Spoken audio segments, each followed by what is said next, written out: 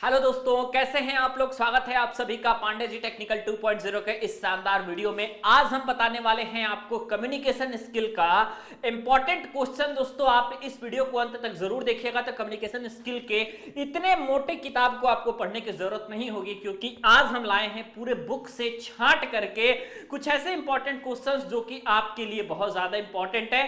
अगर आप इनको पढ़ लेते हैं तो फिर आप समझ जाइए कि आप कम्युनिकेशन स्किल के पेपर में पास हो जाएंगे। ठीक है, तो मैं एक एक क्वेश्चन आपको लिखना स्टार्ट करता हूं। आप चाहे तो इसका स्क्रीनशॉट ले सकते हैं, नहीं तो आप अपने भी कॉपी में नोट कर लीजिएगा और उसके आंसर को लिखने का प्रैक्टिस जरूर कीजिएगा। ठीक है, चलिए हम पहले क्वेश्चन से दोस्तों आपका शुरुआत करते हैं। क्वेश्चन नंबर 1 आपका क्या कहता है, किस तरीके के कम्युनिकेशन स्किल से आपकी चीजें पूछी जाती हैं। ठीक है, पहला क्वेश्चन दोस्तों आपसे ये पूछा जाता है, ध्यान से देखिएगा कि what do you understand by, what do you understand by the term communication. ठीक है, आप कम्युनिकेशन से क्या समझते हैं, सबसे पहला जो चीज है दोस्तों आपसे यही चीज पूछा जाता है। ठीक है, और इसी में क्वेश्चन को लंबा करने के लिए, चूंकि ये जो आपका होता है लगभग 3-4 नंबर का एक क्वेश्चन पूछा जाता है, तो इसलिए क्वेश्चन को लंबा करने के लिए कुछ चीजें इसमें और ऐड कर दी जाती हैं। जैसे कि अब आपका नेक्स्ट इसमें ऐड कर दिया जाएगा what is the need of communication. ठीक है, what is the need of communication, यानी कि कम्युनिकेशन की आवश्यकता हमें क्यों पड़ती है।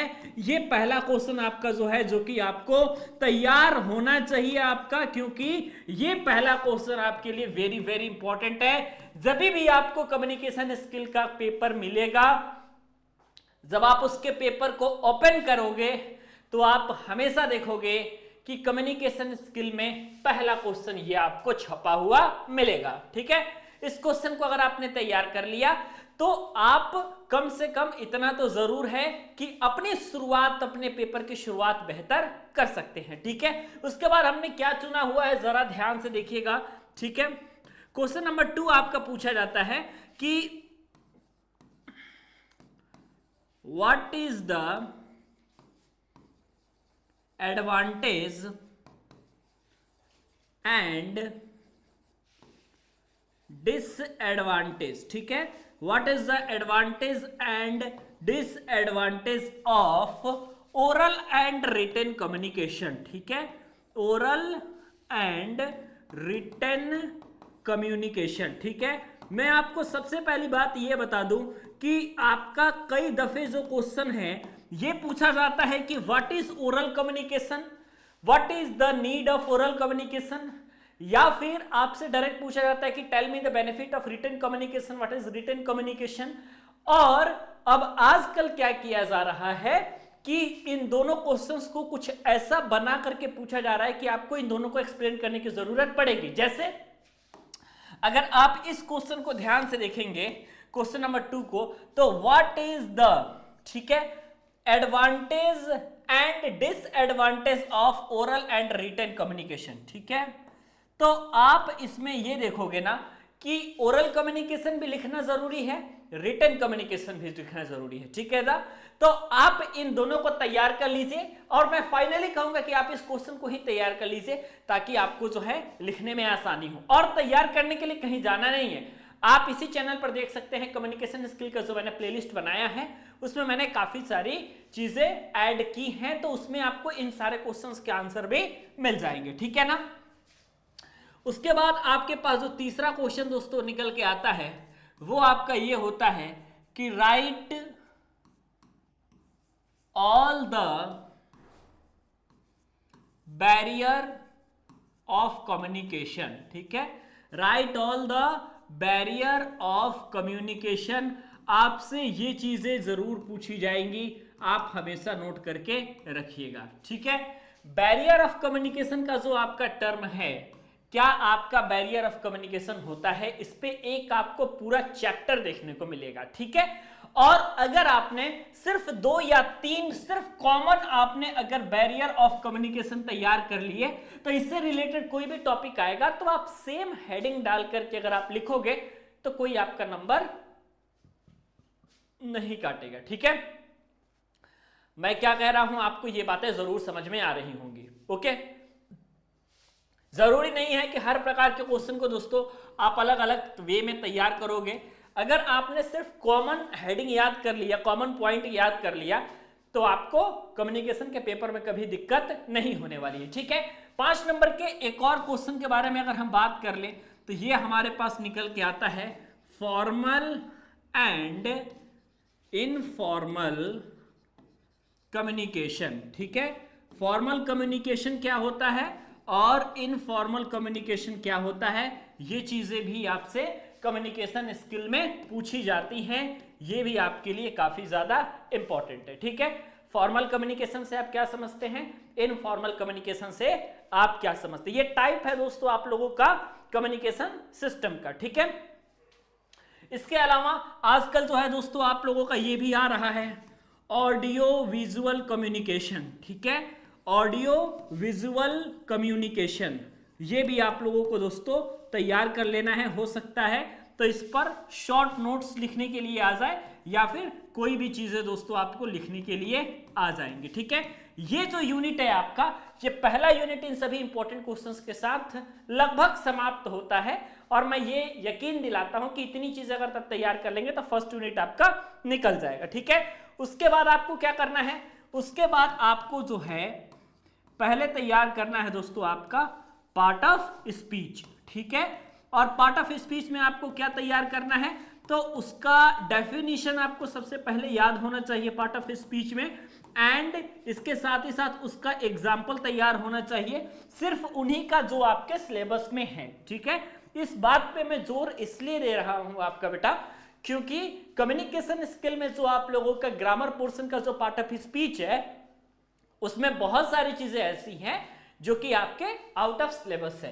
तो जो आपके आउट ऑफ सिलेबस है उनको छोड़ दीजिए और पार्ट ऑफ स्पीच आप नॉर्मली कवर कीजिए। जो आपका सिलेबस में है उसका सिर्फ डेफिनेशन पोर्शन और उसका सिर्फ एग्जाम्पल पोर्शन, बस आप इतना ही तैयार कीजिए, आपको मजा आ जाएगा और आप जो है इतना कर ले जाएंगे। ठीक है, उसके बाद क्या पूछा जाता है दोस्तों आपसे, उसके बाद जो आपसे पूछा जाता है वो तो बहुत आसान सेक्शन होता है, ये होता है आपका फिल इन द ब्लैंक। ठीक है, एक एक नंबर का रहता है आपका fill in the blank.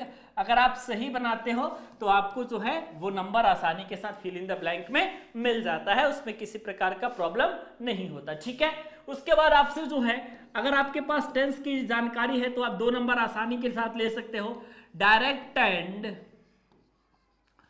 Indirect narration जो दोस्तों आप लोगों से पूछा जाता है, डायरेक्ट एंड इनडायरेक्ट जो नरेशन आपसे पूछा जाता है, अगर आपने इन चीजों को पढ़ लिया तो आप आसानी के साथ 2 नंबर ले सकते हो। 3-4 नंबर आपका फिल इन द ब्लैंक से मिल जाएगा, एक एक आपको फिल इन द ब्लैंक्स मिल जाता है, आपको डायरेक्ट इनडायरेक्ट आपको मिल जाता है। इसके अलावा आप लोगों को वॉइस में एक्टिव एंड पैसिव वॉइस आपको देखने को लिए मिल जाता है। ये भी आप लोगों का 1 नंबर का या 2 नंबर का मुश्किल से ये रहता है, 1 नंबर या 2 नंबर का मुश्किल से ये रहता है। ठीक है, ये सेक्शन आपका जो है बहुत अधिक नहीं रहता। उसके बाद आपका जो आता है जो कि सबसे ज्यादा नंबर देने वाला पोर्शन रहता है वो होता है आपका रीड द फॉलोइंग पैराग्राफ वाला। ठीक है, इसकी तैयारी कुछ खास नहीं करेंगे तो भी आप लोगों का काम निकल जाएगा। कैसे निकल जाएगा मैं आपको बता देता हूं। ठीक है, रीड द फॉलोइंग पैराग्राफ वाला जो है टोटल आप लोगों का 5+2 यानी कि 7 नंबर के क्वेश्चन लगभग इससे आएंगे। इसमें सिंपल क्या दिया रहेगा आपको, एक कोई कहानी टाइप का दिया रहेगा जिसमें आप लोगों को पूरे पैराग्राफ को पढ़ना रहेगा और उसी पैराग्राफ से आप लोगों का क्वेश्चन पूछा रहेगा। ठीक है, 5 आपका नॉर्मल क्वेश्चन पूछा जा सकता है, हो सकता है कि 1-2 एंटोनिम सिनोनिम्स या फिर आपका वर्ड मीनिंग सिंपल पूछ लिया जाए और आपका वो सेक्शन कंप्लीट हो जाता है, क्योंकि ये बहुत आसान सेक्शन है। इसलिए अगर आपने यहां से ध्यान से पैसेज को पढ़ा होगा, ध्यान से अगर आपने पैराग्राफ को पढ़ा होगा तो आप इन चीजों को कर ले जाएंगे, उसमें आपको किसी प्रकार की प्रॉब्लम देखने को नहीं मिलेगी। समझ में आ रही है बातें, ये बातें आपको समझ में आ रही होंगी मुझे उम्मीद है, क्योंकि इन बातों से ही आप लोगों का कम्युनिकेशन स्किल का पेपर निकलने वाला है। ठीक है, और हम ये कह सकते हैं सिर्फ बातें करने से नहीं होगा, अगर मैं जो बातें बता रहा हूं अगर आप इनको अमल में लाएंगे, अगर आप इन पे तैयारी करेंगे तो फिर आप भी जबरदस्त तरीके से अपने नंबर को ला पाएंगे। क्योंकि मैं जो है सारे के सारे क्वेश्चंस जो मैं लाया हूं वो आप लोगों के लिए बहुत ही इंपॉर्टेंट क्वेश्चंस लाया हूं। ठीक है, इसके बाद आपका जो आता है ना वो बहुत इंपॉर्टेंट है, लगभग मैं कह सकता हूं कि 10 मार्क्स की चीजें जो है मैं आपको अब बताने जा रहा हूं, ठीक है। इसमें आपका दिया होता है दोस्तों आपका पिक्चर, ठीक है। आपको एक पिक्चर दिया रहता है और ये पिक्चर कैसा रहता है दोस्तों आप लोगों का, तो ये पिक्चर आपका दिया रहता है जो आपका ये होता है आपका ब्लैक एंड व्हाइट में, ठीक है।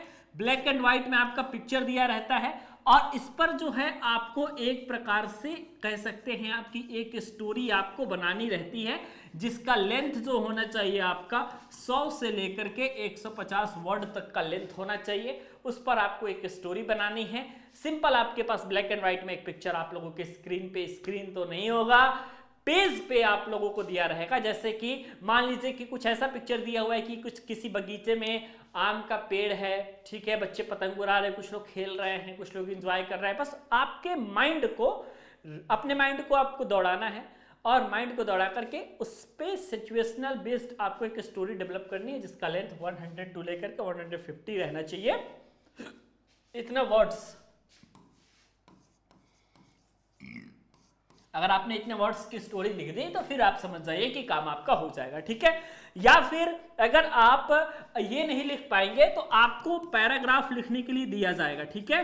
राइट ए पैराग्राफ, या फिर आप स्टोरी लिख लीजिए, या फिर आप लोग एक पैराग्राफ किसी टॉपिक पर लिखिए। टॉपिक कैसे रहता है, जैसे health and wealth, work is worship, all the glitters is not gold. ये सारी चीजें जो हैं आप लोगों से, मतलब कोई भी एक टॉपिक आपको नॉर्मली दे सकता है और उस टॉपिक पे आपको जो है एक पैराग्राफ लिखना होगा या स्टोरी बनानी होगी। दोनों लगभग आपका 10 नंबर का रहता है, ठीक है। इसके बाद आपके पास जो पूछा जाता है वो पूछा जाता है आपका नोटिस, ठीक है। नोटिस लिखने ऑलरेडी आपको आना चाहिए। अगर नोटिस लिखने आता है यहां से भी आप लगभग 5 से 10 नंबर तक आप लोगों को जो है आराम से ला सकते हैं। नोटिस से, पैराग्राफ से, पिक्टोरियल ग्राफ से ये सारे क्वेश्चंस आप आसानी के साथ कर लेंगे। पैसेज आप लोगों का आसानी के साथ हो जाएगा, क्योंकि पैसेज में आप लोगों को कोई दिक्कत नहीं आएगा। एक सिंपल पैसेज पढ़ना है, उसका आंसर देना है, यहां से 7-8 नंबर कंफर्म हो जाएगा। ग्रामर का पोर्शन ठीक है तब डायरेक्ट इनडायरेक्ट एक्टिव पैसिव हो जाएगा, नहीं तो फिल इन द ब्लैंक्स तो आप आसानी के साथ कर ही लेंगे। इसके अलावा कुछ भी नहीं होगा तो जो मैंने क्वेश्चंस आपको स्टार्टिंग से बताए हैं, अगर आपने मात्र इतना भी कर लिया, कम्युनिकेशन स्किल के पेपर में पास हो जाएंगे। प्लस कम्युनिकेशन स्किल के इंपॉर्टेंट क्वेश्चंस की वीडियो ऑलरेडी मैंने अपने चैनल पांडे जी टेक्निकल 2.0 पे बना करके रखा है। ये चीजें भी आपको देखना नहीं भूलना है, ठीक है। सारी चीजें आप लोग को ऑलरेडी अवेलेबल है, बस देर इस बात की है कि आप जाइए Pandey ji technical channel, Pandey ji technical 2.0 channel को सर्च कीजिए। वहां पे आपको कम्युनिकेशन स्किल का अलग से प्लेलिस्ट मिल जाएगी, वहां से आप ढेरों सारी वीडियोस को एंजॉय कर सकते हैं। ये वीडियो कैसा लगा आप हमें कमेंट करके जरूर बताइएगा।